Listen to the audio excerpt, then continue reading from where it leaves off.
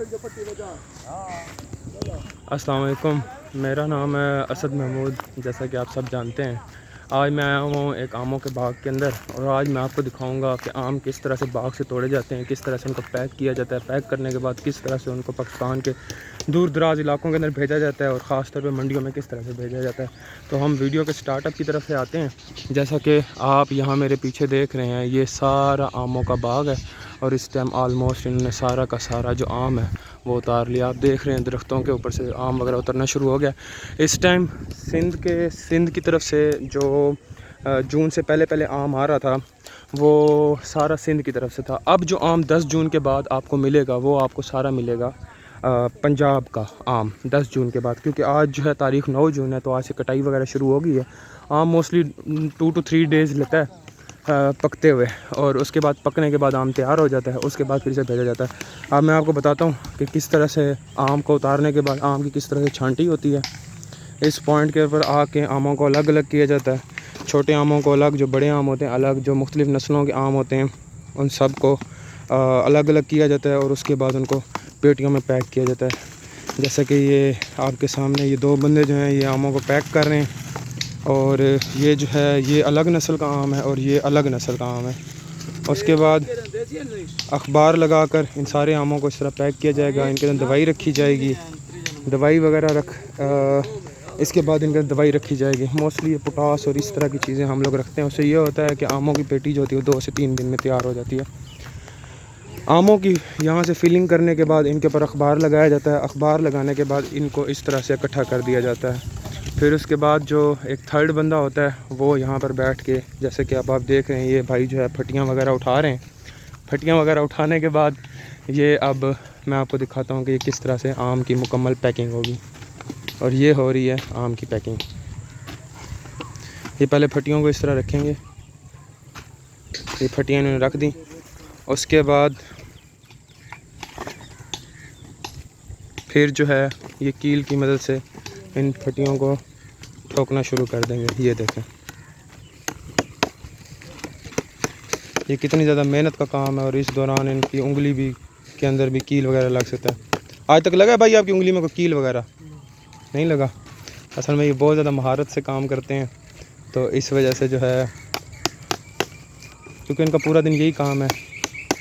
तो अब ये यहाँ पे आप देख लें कि ये आम की पैकिंग हो रही है। ये सारा आम यहाँ पे पैक हो जाएगा। हर किस्म की क्वालिटी है, अगर माल लेना हो तो राब्ता नंबर लिख लो। राब्ता नंबर मैं आपको एंड पे जो है वो मेंशन कर देता हूँ। अच्छा, उसके बाद आप यहाँ पे देख लें कि यहाँ पे जो है ब्रांडिंग हो रही है। ये जो फटी है इसको रखते हैं उसके ऊपर रखने के बाद इसको कलर मारा जाता है। ये मैं अभी आपको दिखाता हूँ कि यहाँ पे कलर किस तरह से किया जाता है। ये अब भाई दिखाएंगे कि ये कलर किस तरह से करते हैं। ये देखें ये क्रेट लिए इन्होंने, ये क्रेट बिल्कुल साफ़ है। अब इस क्रेट के ऊपर ये इन्होंने सांचा रखा है और यहाँ पे अब इसके ऊपर पेंट मार दिया जाएगा। ये अब जैसे ही पेंट मारा तो ऊपर लिखा हुआ आ गया। ये देखें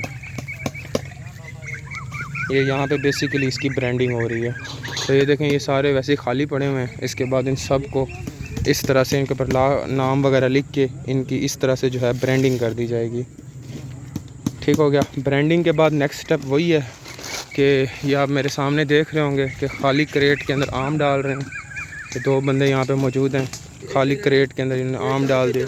उसके बाद जो है उसके ऊपर इसको अभी आप देखेंगे कि इसको कागज़ से ही इसको लपेट देंगे। ये भी इसकी फिलिंग हो रही है, बिल्कुल टॉप तक फिलिंग होगी इसकी।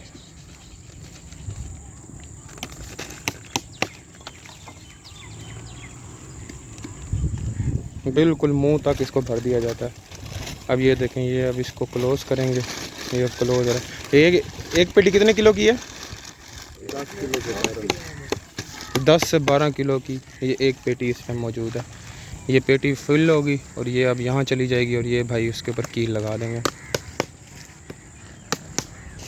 अब जैसे कि आप देख रहे हैं ये सामने भाई इसको कील लगा रहे हैं। कील वगैरह लगाने के बाद इन सारे आमों को अलग किया जाता है। उसके बाद यहाँ पे पेटियों की नंबरिंग की जाती है। जैसे ये देखें सारा दोम 8 ये सारा यहाँ पे लिखा जाएगा कि देसी आम कौन सा है, देसी आम अलग, चौसा आम अलग, सिंदड़ी अलग। और ये देखें, ये फिर सारे इन सबको यहाँ इकट्ठा किया जाता है। अब ये देखें, ये इसके ऊपर लिख रहे हैं कि ये आम जो है वो देसी है या सिंदड़ी है, जो भी है यहाँ पे वो सारा लिखा जाएगा इसके ऊपर। अगर किसी भाई को ज़रूरत हो तो गारंटी वाला माल आपको मिलेगा हर किस्म। नंबर लिखो सर। अगर किसी भाई को आम वगैरह चाहिए हो तो इनका कॉन्टेक्ट नंबर आप मुझे अपना बता दें। 0302 0302 230 230 4470 4470।